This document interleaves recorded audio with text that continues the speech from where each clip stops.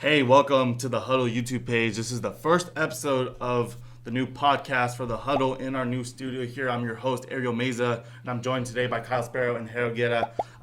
Look at this studio. I mean, all this design. It is something. Beautiful. I have to say. I think because you mainly worked on it. Like, you put in the turf, you put in, like, the wood paneling and the soundproofing. I was up to, like, 1 a.m. last night putting in the turf. Yeah. And then I know not you, but, you know. I just showed up. Yeah. But we all Kyle and producer Marcus came and painted the walls with me, so. I think it looks great, I have to say. I think definitely we had it before the turf. I think the turf adds so much, like, more. I don't want to say, like, value, but it looks so much more appealing, I would say.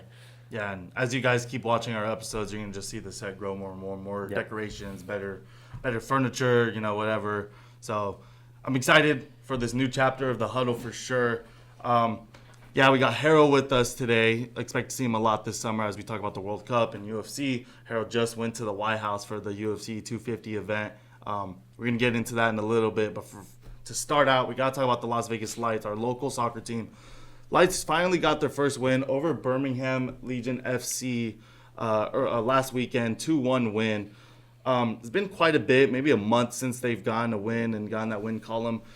So very important for them there, building momentum. I'm sure Coach Renzing is excited, Jero? So, Jero, for you, you and me cover them a lot for the past 2 years now. How important do you think that is for them to get on the right track at this point of the season? First off, thank you so much for having me, Ariel. It's great to be back here in the Huddle. I was on there when we were still in UNLV, so great to be here post-grad with all you guys. And yeah, like you said, very important win for the Las Vegas Lights. I think it's the same tale of the Lights, like they start off strong. They have some, glimpses of, impressive performances. But look, they're in the bubble again right now. They're in 9th place right now in the Western Conference standings, trying to get that playoff spot. So wins like this, quite frankly, mean a lot. And like you said, Coach Devin Rensing has to be happy, right? Try to build off this going into the next game. So hopefully they can do that. I mean, like you said, we've covered the Lights for a while. I was a season ticket holder from day one with my dad. So it's like our little baby, We want the Lights to succeed. So yeah, hopefully they can build off this win. Yeah, and recently we've seen Johnny Rodriguez not being in the starting lineup or even in the subs. I don't know in the last game if he was in, but kind of stood out to you too, right? Yeah, Johnny did score in the last game though, but there you go. I'm not sure if that was an injury. Maybe they're just resting him for. So that's good to see because he's definitely the star player for the Lights still, and Johnny's we love him. piece. Yeah, but moving on from USL to the big boys now, the World Cup. This World Cup so far has been amazing, and I mean, we'll start with the Mexico game. We can't go through all the games, but the Mexico game, I will say, watching the full tournament so far, I think a big thing that stood out to me is the refereeing has been pretty good. Like they let them play. They don't call every single little thing, except for that Mexico game. That was the one outlier where this guy was just throwing red cards out, throwing yellow cards like crazy. Like he had no chill the whole game, just throwing them out. Yes, Kyle. I didn't think the one red card towards, like, the end of the game where the guy was, like, through. I didn't think it warranted a red card, personally. Then again, I don't watch much soccer, but it's the World Cup, so obviously I'm going to tune in. But I didn't think it was a red card, personally, because, I mean, he goes for the ball. Yes, he does knock over the player. But I saw some people, they were like, oh, it shouldn't have been a red card. But I remember I was watching that game just from, like, a distance, and I'm like, holy crap, there's like 2 or 3 red cards given, and I was like, what? Is that normal, or? Yeah, I mean, regardless if it's a red, I mean, it was a foul, maybe, Definitely a foul. Yeah, maybe you can argue the red or yellow, but I also think a guy like Chapito Montes should not be doing that. I mean, you're winning 2-0. You've got an important game today, right, against South Korea. Yeah. Toughest game you're going to play probably in this group stage, and now Cesar Montes will not be available for that game. So I just think it's just, I get it, you're playing in the, quite frankly, the most pressure, you can face ever in your career. But you got to think throughout the game and not commit fouls like that. So now he won't be available, unfortunately, for Mexico. And 2 red cards for South Africa that game, which I think both of them. The little slap to the face, I could see maybe. Yeah. The first one did not, even though I get he impeded a possible scoring play. Like, I was like, wow, I thought a yellow for sure, but maybe not red. Harsh. That's the same reason why they gave it to Montes, but that one was not the same. He was not even the last defender. The guy didn't break through the line. So I thought that one was definitely a bad Had one, and it is really bad for the Mexico team because now we have Edson Alvarez playing. He's a little older. He's a little feistier. He gets in fights, and I'm scared he might also draw a red card in this game against a really good South Korea team. So definitely our hardest game in the group, and I'm a little worried not having Montes there, really tall guy for the set plays. Our captain on the defense, I think our captain for the full team. So it's a scary situation tonight. Yeah, I mean, we talk about like what I just said about, these players facing, their biggest tests in their career, right? It doesn't get bigger than the World Cup. But same for the referees, right? I mean, if you're a referee, right, and you're refereeing your professional league, whichever country you're based in, and you get called up to referee the World Cup, that is the biggest honor you can have as a referee. So they face nerves as well. They're not robots. These guys are humans. So we kind of do have to cut them some slack here and there, but at the same time, we got to hold them to the standard where, you got chosen for a reason, right? You're one of the best, or you're the best from your respective league. So, and to build off that, what you just said, Edson Alvarez always been known to be one of those guys that kind of gets into these scrambles. I mean, you think of all the U.S.-Mexico games over the past couple years, he's in the center of every single scuffle. And obviously right now at the age he's at, not what he was he's not anymore what he once was. Yeah. He's not in the wash category, not whatsoever. But I do think Aguirre playing him a bit more back at center back sometimes is kind of concerning. I could see why some Mexico fans don't like that, and so we'll see. He's gonna have to step up here against South Korea. Yeah, I mean, I definitely hope he does. And you mentioned the U.S., another big performance, a big pressure performance. Like everyone's look at the U.S. Me personally, I was looking at them to fail. I don't like the U.S. I'm a Mexico fan. That's the rival, but they go out there and they put a 4-1 score with a great performance, a great goal by Reina. I mean, for you guys. What was that performance like? What did you think about that? I think I was going to mention it before, but I think you look at kind of this World Cup, the storylines that are in place for it. The USA trying to prove something because last World Cup they did not meet the standards to what they wanted. And then you have the Messi thing. He got a hat trick in his first match, and as well as Ronaldo, Portugal. They drew, right? Yeah, 1-1. Yeah, drawing in that match. But I think the U.S. kind of you're in SoFi Stadium. Like you take a look at where the games are being played, and SoFi Stadium is probably one of, if not the, I'm not going to say most recognizable stadiums, but it is. If you pack that place full of American fans, you're gonna have you better show up to win, and I think that's exactly the mentality that they had going into it. I think they showed out. The goal by Reina was really, really, really good. I watched that live. It was potential amazing. Goal of the tournament still so far. I mean, there have been a few that last night it was. No, that one was. There have been a few that have matched up though, so I'm not too sure if it will be. Mbappe's was insane. Mbappe just went off too. No, Mbappe popped off, but it was Holland, Mbappe, Messi. All the big everyone was going crazy, and then Ronaldo with a stinker and Luis Diaz yesterday. Luis Diaz. it was a great. But no, the U.S. I mean, to go off that too, like they felt like they have a lot to prove. I mean, I feel like this 2026 World Cup has been talked about for ages, even before the 22 World Cup. When we found out that the U.S. was gonna be the main host of this World Cup, there's so much pressure on. Okay, by the time we get to 26, it's a primary host. Yeah. By the time we get, I mean, for like over 4 or 5 years, we've said like, by the time we get to 26, this U.S. group is going to be blossom. Because, I mean, you talk about that 3-4 year stretch where Mexico couldn't even beat the U.S. And these were guys that they're still only like 26 years old. And back then they were like, 20, 21, 22. So we're like, by 26, they're going to be flying. And quite frankly, it's been up and down with Pochettino. Like, we were so excited to see Pochettino. Some games that probably should have won that he didn't win. But right now he has them playing incredibly. Obviously, it's only been match day 1. Like you said, Reina's been a guy who's been a lot of, discussion around. I mean, should he have even gone to the World Cup, some people say, and look at him scoring a Trivela and then Balogun popping off. Yep. Yes. I think that's one of the biggest. The U.S. have found their number 9. That's what I was going to say. I think that's the biggest. If there's one difference from previous U.S. squads, is they finally have a true striker. I mean, and within like the past 2 World Cups, you haven't really seen. Because Pepe didn't get called up last time. Exactly. Now you have Pepe on the bench, who's Pepe's. He's remarkable. He puts on a great shift. Balogun knows like he knows his role. He knows he's there to score goals, and he put on a performance against Paraguay. For the U.S. though, I did see Paraguay as the weakest opponent that they have. personally. I thought it was Australia, but after the Australia Turkey game, that's fair. Because I definitely thought Turkey was going to humble the U.S. That's what I was expecting. But after the game, Australia really impressed me. Their goalie, he saved some shots that if they would have gone in, those goals would have been in contention for goal of the tournament so far. I mean, the Socceroos are always a tough opponent. Yeah. But I will tell you this. I think on paper going into this World Cup, I definitely think Australia was not the easiest because no team is easy, but definitely the one you should get a win over. And obviously, like you said, they put up a great performance against Turkey. But at the same time, I don't want to offend any Turkish fans that we may be having here on the Huddle. But I think Turkey often, gets falsely called the dark horse. Yes, they do have potential. They've shown it before, but they haven't really clicked it, on the biggest stage. So, and Paraguay, on the other hand, they beat really tough South American teams to get to this World Cup. They put up results against Argentina, against Brazil. They came back against Colombia in Colombia, and they drew the game over there.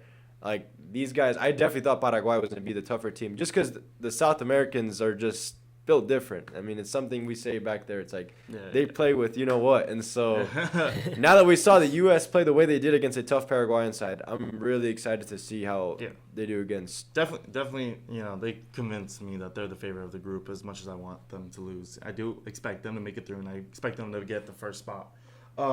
Let's talk about Qatar, Switzerland real quick just because I went to the game. Great atmosphere. I was going to say, how was that? Dude, the Swiss fans were amazing. They were chanting. They weren't even near the goal. They were up at the top, and they were just going crazy. And I was rooting for them. But then I was like, I want a good game. Maybe a little intoxicated watching. and then Qatar with the last-minute goal to completely set that. Like, that whole stadium was going crazy. My side was a little quiet because, there's a lot of Swiss people there. But all the neutral fans, we just started cheering because what a goal it was and what a way to, end the game, just tied up, and that's Qatar's first point in any World Cup. Only their second goal in the World Cup. So, just a great ending to a game there.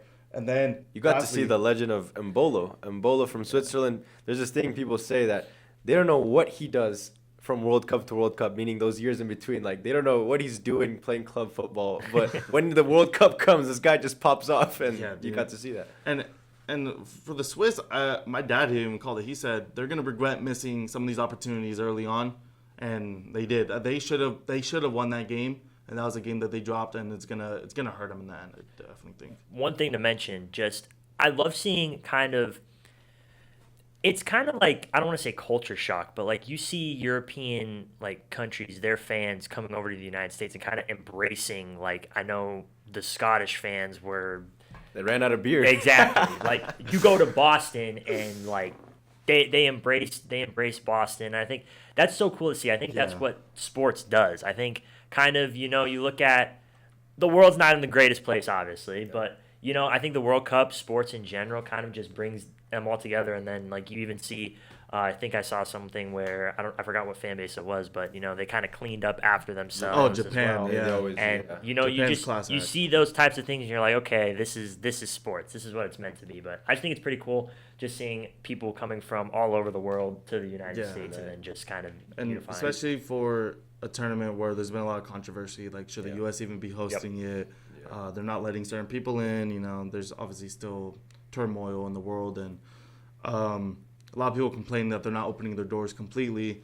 I understand the frustrations, but to still see people get over that, to overcome those hurdles and still come together, and not just in the U.S., especially in Mexico. There's that brotherhood of South Koreans and Mexicans. that was awesome too. And that dates back years, and now today, there's gonna be a little.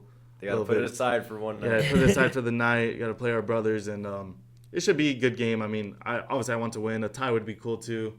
I saw someone saying they're going to celebrate both sides, but in Mexico, just a lot of Mexicans embracing whoever is there, South Africans, other Africans, because they all hate South Africa. I love all those videos from the U.S., Canada, Mexico, just everyone embracing each other. And I mean, soccer is my favorite sport. I grew up playing soccer. This is the world's sport, world's best sport. As much as I love American football, for a long time I couldn't watch soccer, but now nothing will ever top soccer to me, So It's our World Cup spirit. Yeah, I don't know. It's something about the World Cup. It's just amazing. Have you guys seen the German fan that's been like Oh, documenting everything? yes, he's famous now. Yes. He's like an internet Yes. sensation. It's like he became a Ella Langley fan. Yeah. Like- Oh, yeah, yeah. You're right. Yeah. He's going to her concert Dude. too. Yeah, dude. And now he's He went to like a Buc-ee's and stuff like that. and he's like documenting it like I don't know, what is a hot dog or something he ate. He's like, Yeah. what is this? And like, bro, it's just that's so hilarious to me. And then one last game to cover though. You know, we have to talk about it with Jero here. Colombia getting a crazy 3-1 win yesterday. And Luis Diaz, you know, you've said it, he's going to be the leading scorer of the tournament, or he's going to be have a great showing this tournament. You know, how did that game mean to you as a Colombian? It meant a lot, you know. It meant a lot. But I mean, I'll put the pride aside. I do think we looked a bit cold at the beginning of the game. I mean, it was that, you know, first World Cup game. A lot of these guys are playing their first World Cup, apart from guys like James, Yeremina, who wasn't even in, Ospina, who also wasn't in. So a lot of these guys, including Luis Diaz, it was their first tournament on the biggest stage. And so no matter how good you can be at the club level, I mean, going to the World Cup, it's a different thing. So obviously they did look a bit cold at the start, couldn't really build. And then obviously that beautiful pass from Luis Diaz over to Daniel Munoz, who will join a huge team, I believe, after this World Cup. He's due to leaving Crystal Palace. We got the goal. And then we kind of just settled for that 1-0 lead, I think. I mean, went into halftime, up 1-0. Second half came around, and they just kind of felt comfortable, I think. I think too comfortable. And then obviously that mistake happened there where, I don't know who wasn't marking who, but Uzbekistan really got in a lunchtime goal. You know, a guy was back post and tapped it in, fair play. And luckily, I mean, what was it? Gustavo Porta came in, or he was already in, had a really nice play, took it from the Uzbekistan midfielder. Set up Luis Diaz first time. Boom. 2-1. And those last 10 minutes or so had me on. Someone should check my heartbeat from those 10 minutes because Uzbekistan were knocking on the door. But yeah, obviously last minute winner to seal it. I mean, I'll give Colombia the benefit of the doubt, though, because I feel like a lot of teams, this is what the World Cup is. Like, a lot of teams shock, you know, and especially in the first game. You know, the first game is much different. Like, there's been multiple games, like Portugal tying, Spain tying to Cabo Verde. Like, there's those teams that should win, and they don't ever get hot in that game. Colombia did turn it on at the end and got 3 goals. So I feel like, you know, that's why, to me, Colombia does maybe not a better team than Spain, but, like, they're clicking more. And I like that for Colombia, and they could be a real dark horse for me to win, maybe not the whole thing, but to go far. Let's talk about that last-minute goal, right? I mean, the ball gets sent over to Cucho Hernandez. I don't know what his height is listed at officially, but he was way shorter than the defender from Uzbekistan. He outbodies him, is on the ground, gets up, shields it, turns around, whips it across to Hamilton Campas, who was probably the shortest player on the field, who knocks in the header home to seal it 3-1. That's pure grit and guts. That's what you need in the World Cup. That's what at you the end of need. the day. And props to Nestor Lorenzo for making those 2 subs. He brought those 2 guys in to do exactly that, and it paid off. And I lied. We have to talk about one more game, one more moment in the World Cup. Messi scoring a hat trick against Algeria. And All right, let's hear a controversial one for Yeah. me. Let's hear it. As I was watching the game, I saw that cleat to the back of the calf of the Algerian player from Messi. And I thought at least a yellow card. And I was already pissed off because that has to be a yellow card at the least. You're putting a cleat into the back of someone's leg. I know the photo it looks a little worse than the real time, but still, I mean, he pushed down enough to the point where the ankle bent sideways, and he could have sprained it, he could have broken it. It was a dangerous challenge, should have never been done in the first place, a bad challenge, and that's a red card actually. Even if it wasn't intentional, you put a player in so much risk of injury that it has to be a red card. So that hat trick should have never happened in the first place. Now I can't say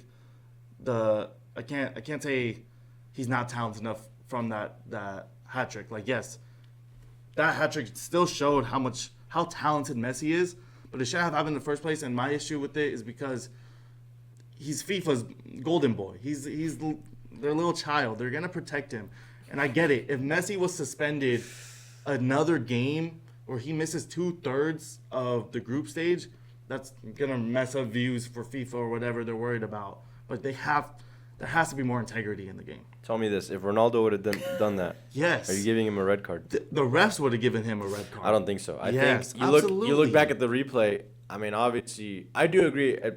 A yellow could have been at least a yellow should have been awarded maybe. Pero tampoco, I don't think it was like he didn't go in. Then it was like He kind of did though. He lost the first challenge, went in again. The ball wasn't near him, and then they want to say, "Oh, Algeria's guy put his leg in." I just think it's a certain fan base that's complaining about. Oh no! Ronaldo fans or Mexicans? No, I'm not saying Mexico. I'm saying No, Ronaldo. Yeah. I'm not even a Ronaldo fan. I like Messi. I like Ronaldo. I can't stand Messi fans. That's my issue. Well, I mean, you could say that both. I mean, you could say that about both. I mean, Messi and Ronaldo fans, like, when I mean by Messi and Ronaldo fans, it's people that support one or the other. I think. Yeah. I think you should be able to say, "Oh, I prefer, this guy over that guy." But look, I'm respecting the other guy, dude. That's like we're lucky to be, in the same, alive in the same era as both of them, and so. Whoever supports one and hates the other, first off, is still childish, still living in third grade. And second is the reason why you're saying they're annoying, because they're like that. They're like, oh, I'm Messi, so I don't like Ronaldo. Oh, I'm Ronaldo, I don't like Messi. They're completely blind. And those are the fan bases that, talked about Ronaldo's performance against Congo and saying he's washed, blah, blah, blah. And B, the ones that said that should have been a red card and somehow justified him shouldn't have been able to score a hat trick for some reason, even though he. Yeah, I'm not taking away from the hat trick, but. It shouldn't have happened because that should have been a red card, at least a yellow. But my issue is that it's because it's Messi. People are really saying it's not. Oh, it can't be a red card because it's Messi. Like what? If it was any random player, if it was an Algerian player who did it to an Argentinian player, everyone would have said it's a red card. If you plug in, switch it and plug it in the different way, like a Argentinian defender dribbling out or taking it away, and then Algerian attacker, I don't see the guy. Like, it was more yes, he put his foot up, but I don't think he went in with the intention to kill, No, but the intention doesn't matter when you put a player at such a risk of injury. It doesn't matter if it was on purpose or not. That you have to be penalized for it. There has to be. I think a yellow should have been. A yellow, 100%. At least a yellow. A yellow is not debatable to me at all. Yeah. But a red, I initially thought a yellow until my dad texted me and he's like, "That's a red," and I was like, "What does your dad support?" Mexico. No, but what's his club team? He likes Messi more than Ronaldo. Okay. He thinks Messi is the GOAT, but he's not delusional. He's not a delusional Messi fan, I just think personally, because I know I'm not in depth with soccer as you two, from a guy who just watches the World Cup, I think I kind of agree with your point. I think that you have to respect kind of both of those players because they shape the way that the game is played now, and this is potentially their last World Cup. Playing. It probably is their last World Cup. Right. I think from an outside perspective, you just got to appreciate good soccer at the end of the day. Because whether we can argue or not whether it was a red card or whether it wasn't a red card, but regardless of what happened, he still got a hat trick. It's still a good talking point, and it's just one of those things where now we get to see, because Portugal also has to kind of rebound, and then Argentina, they're probably on the track to become one of the top favorites to win it. So I think if you focus on kind of the storylines of that aspect, I think those two teams are maybe on a collision course, who knows, to play each other. But I think regardless, you still just have to respect both players. Yeah. I know. It just shouldn't have. I know. The red card debate shouldn't have to spark the Ronaldo Messi debate. That's what baffles me. But I think if you keep that debate within that game, yes. I think the debate has nothing to do with anything involving both guys is always going to spark that. Yeah, I know, but it's ridiculous. The argument I'm making is if it's a red card or not. But that's what I'm saying. If Ronaldo comes out here, I don't know, against Uzbekistan and scores a hat trick, there'll be Messi fans saying, "Oh, it's Uzbekistan. Yeah. It's Uzbekistan." Yeah. Oh, yeah. And then vice versa. If Messi goes out there and does his thing again for the next game, Ronaldo fans will be like, "Oh, well, you're playing Algeria." And, and then Messi fans don't give Ronaldo 24 hours to just appreciate it. Enjoy your guy. Enjoy your team. Enjoy your whatever. And both teams play completely different too, so it's like it's whatever. Neither here nor there. We'll talk about it another day. Let's move on to something that Kyle does understand a little bit more: the NHL Stanley playoffs or Stanley Cup finals. Stanley Cup finals. Carolina Hurricanes defeating our Vegas. Well, y'all's Vegas. Maybe not ours. I mean, I have a thing up there, but yeah, our local team, Vegas Golden Knights. 6 games. Kyle. And then the big news recently, VGK not keeping their coach. You know, what does this mean for VGK? And also, you predicted that win. Yeah, so I mean, I originally, so if you saw the clip on our social media, if you haven't, go check it out.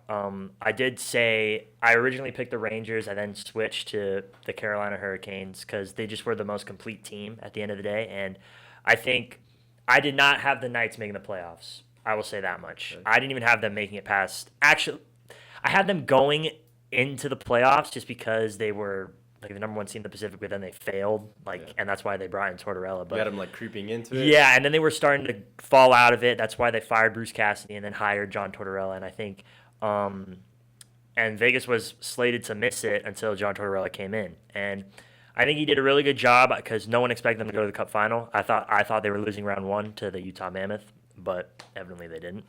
Yeah. But I think at the end of the day, if you're Vegas, I thought it was over as soon as, or I knew the series was going to take a turning point as soon as, I was here with you watching that game. It's where they were up 4-0. The Hurricanes score like 4 goals in damn near 40 seconds and tie the game, and then Vegas ends up winning it in double overtime via like a lucky bounce, in my opinion. But I think that's where the series kind of, if you're Vegas, you cannot let 4 goals happen in that quick of time. And the other thing that I would like to mention is the storyline of the Stanley Cup. I think the main storyline was Brandon Bussey for the Carolina Hurricanes. That's when I think the Yeah. series switched. As soon as he came in, because that was the 4-0 game that and they choked.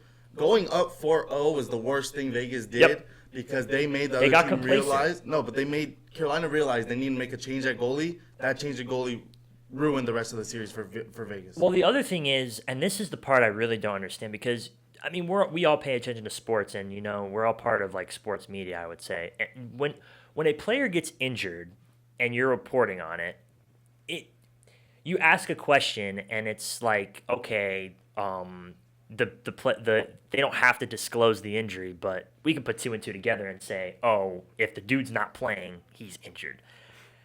I don't understand the thought process with the Hurricanes where Emily Kaplan, we had seen, like, if you watch any of the broadcasts, we saw that Freddie Anderson was, like, hindered skating, and they wouldn't disclose the injury because obviously they wait until after the Stanley Cup is over. But I just think, I don't know, I would have just said he's injured, and the reason Ron Brindamore gave was because, we have 2 guys that are ready to step up. But regardless of that, I think Brandon Bussey, really good job. Rookie, undrafted. I mean, you take a look, those video game moments where you get put into like I know in college football you have it. I think FIFA had it a long time ago. But like scenarios? Exactly, like Yeah. those moments. And that was pretty much his time to shine, and I wouldn't be surprised if Carolina doesn't retain him. I think he has potential to go to a team and be a starter. But I just thought after Vegas set up those four goals, yes, they did win, but I was like, I don't know. I think it's wraps. And then you go back to Carolina, and they just basically outplayed the Vegas Golden Knights. But It's one of those where like you're gonna be kicking yourself because there's so many opportunities that Yeah. they could have wrapped this up. The Golden Knights could have, or at least not been in these situations Yeah. that they were in earlier. Like you said, choking a 4-goal lead and what was it, game 1 or 2 where they shouldn't have let it go as far as they Yeah. did. I will say, though, that is arguably the first 3 games. That is the best start to a Stanley Cup final in the NHL. Entertaining for sure. It's not even close. Yeah. And I know you didn't really watch hockey before that. Look. So but originally, was probably a VGK hater. I don't know why. There's a lot of people like that though. I've noticed. I don't know why. the rest of the I just league. couldn't stand that. Like everyone hopped on this hockey bandwagon because Yeah. I don't believe that hockey was a big thing here. I remember when I first heard of VGK, I was in a Dick's Sporting Goods and I saw the logos. Like this is like a year before they were actually playing, and I thought it was a college. I thought it was a. You know what I thought? I thought it was UCF Knights. what? I thought it was a college, and I was like, "What is this logo?" Central Florida. And then the UCF Knights. I don't know. And then I just started seeing everyone become a fan of this team, and I guess I kind of forgot how much this team means because of October 1st and all that. Yeah. But so I kind of forgot about that part, and I was kind of hating. But then when they make the finals, I kind of like them. I'm more so of a Stars for the Dallas and Avalanche because I lived in Colorado for like a year when they actually won. So I kind of like those teams. And then I was a Kings fan before, so I kind of have like all four. Yeah, but once VGK was there and they're actually playing, and then I saw the refs screw them over in those first couple games, I was like, all right, come on, we're going for Vegas. I got to go for the hometown. Then that's where the turning point was for Vegas, is when I was at the watch party and they were up 2-0 in the second game, and I looked at my cousin and I go, oh, Vegas is going to win the series. As soon as I said that, Carolina scored. And then after that, it was done for. So I think I jinxed the Vegas Golden Knights a little bit, and that's a tough loss. But I don't think Vegas fans in Vegas can be too disappointed with the loss because, like, from what I've heard you talking about in the huddle previously, that is not a team that should have made the finals. Not at all. They were, especially against the Avalanche, sweeping the Avalanche, that I was rooting for the Avalanche, but sweeping the Avalanche, I was like, damn. That was the most. I mean, it is the President's Trophy curse, but also the Avalanche. 4-0. I don't understand how they keep the same coach and stuff because their Stanley Cup window's closing very fast. Their star players are kind of not declining, but they're kind of getting towards the end. On the way out. Yeah, and I really did not have Vegas sweeping them at all. Like, I thought, and they played, I think they exerted all their energy in that one, and then the first 3 games, but then they couldn't keep up with the Hurricanes because I said it earlier in the season. I said the Hurricanes have the best defense, and they during the power play, they just shut them out. It's just it was wraps at that point. But to move on to the head coach, Yeah. I like the hire. I don't understand. I understand why they fired Tortorella, but this for me is kind of like, in terms of Vegas, they're asserting themselves as one of, if not the most strict teams when it comes to winning. It's the most ruthless front office. Because Tortorella's been around for a long time, and he's won a Stanley Cup once. You bring him in relief, essentially, and he gets you to the point where you want, and I think the conversation, would be, if he would have won the Cup, does he stay or not? I think that's what the deciding factor was for McCrimmon. But I think this new guy, Ryan Craig, he's been with the Silver Knights. He led them to the AHL playoffs. And I got to interview him once. Seems like a pretty chill dude, but he's strictly business. And I think that's what the Vegas Golden Knights are going for. And I think Tortorella was kind of just a sit-in for Bruce Cassidy. I don't understand why they won't let Bruce Cassidy interview with other teams, but that's a story for another day. But I think Vegas is asserting themselves the most strict, and if you come here and you're not ready to play, then you're out regardless. Yeah. It was an interesting choice to me because in my mind, I mean, obviously I don't know much about hockey, but I see a team who gets rid of their coach right before the playoffs, who are basically doomed. They hire this guy, comes in, only loses 1 regular season game, takes them through the playoffs, takes them to the Stanley Cup Finals, wins a few games, goes a little crazy. They lose, right? But still, that stretch that he went on, that he took that team to, kind of like rebuilt this team, and to not be kept by the team was crazy to me.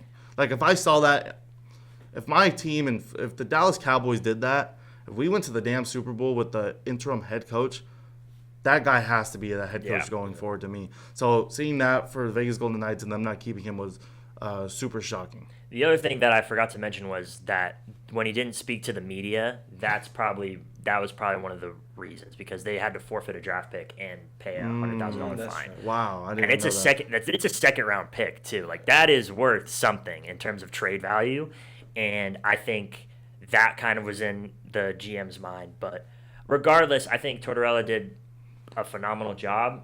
No, I guarantee you, very few people outside of Vegas had Vegas making it to the Stanley Cup. He brought a different energy than Cassidy. Yeah, because I think the locker room was lost towards the end of the season. He regained it because Tortorella's the type of guy that if you don't want to play, he's not going to put forth effort to make you play. And I think he regained the locker room, said, we're here to win, blah, blah, blah, blah, and whatnot. And he did what he came here to do, and his time at Vegas was short-lived, but I think Vegas Vegas loves him because he Yeah. took him to the Stanley Cup final when no one thought they were going to make it. Yeah, my last question for you, Kyle, on this topic. You think Carter Hart is staying, like, is he's No. staying with VGK at all? Because I've seen a lot of fans calling for him for I- multiple reasons. I know there's controversy, but I think from a pure hockey standpoint, I think in terms of what he did in the playoffs, I think he was really good up until the Cup final. I thought that because I said it. I said if Vegas gets goaltending throughout the playoffs, they will be a team to be reckoned with, and they got good goaltending for the first 3 rounds, and then I think towards the end of the Stanley Cup final, past the 4-goal game comeback, I think that's where we started to see Carter Hart decline, and I think he's a good backup. I don't think Vegas, if anything that we've seen from Vegas in terms of coaching, in terms of players, if they're as strict as they want, they will either go find a new goalie or they will trade him away. I don't think they start Carter Hart next season. If I had to say that. But, all right, so let's move on. One more thing for Jero. UFC Freedom 250. I saw you went to the White House. You had incredible posts. That was sick to see you there, dude. Congrats, by the way. yeah, just congratulations. For going. How was that? How was that experience for you? You know, being able to cover such a private and huge event like that. Yeah, I mean, it was crazy. You know, it's like I didn't imagine straight out of, you know, graduating college, I'd be able to go do something like that.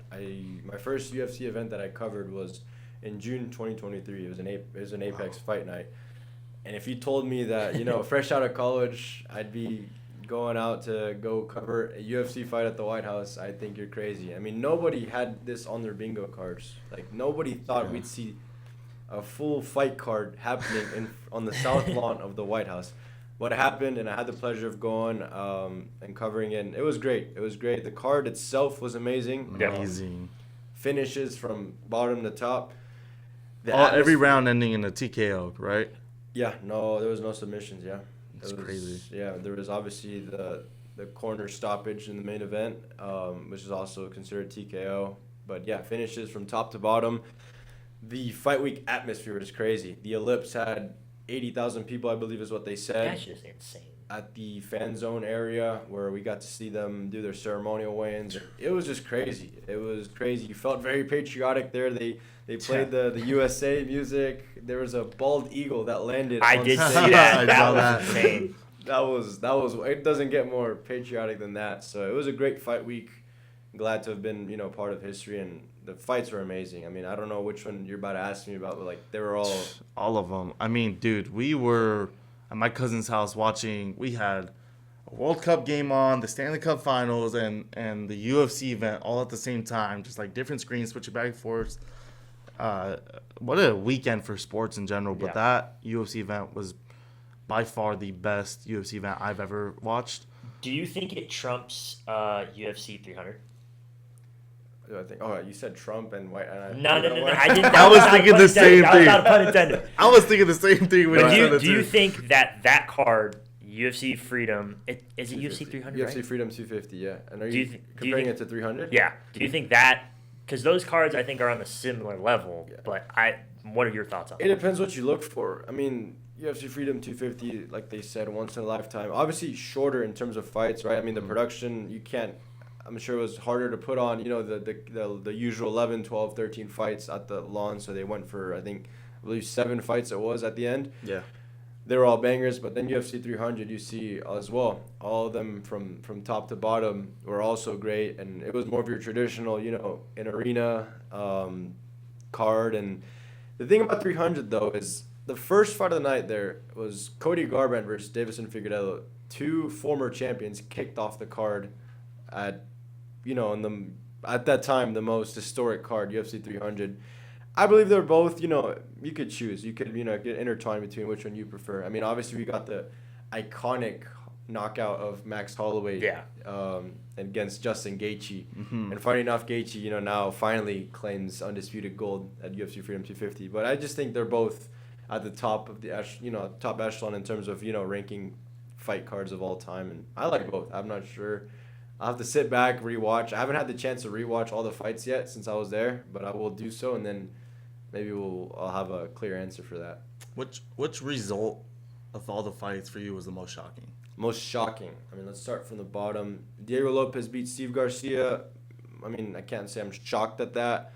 Then you went to, I believe, Bo Nickel, Kaudakis. Yeah. Can't say I'm shocked at that. The next fight was Rufy Chandler. Mm-hmm. Can't say I'm shocked at that. And then, what was it? Hokit Lewis. Can't say I'm shocked at that, although, I mean, a lot of bold predictions came in, not bold. I mean, Derek Lewis always possessed that knockout power, but it's just at the age he's at right now, he's way slower. And Josh Hokit's an athlete.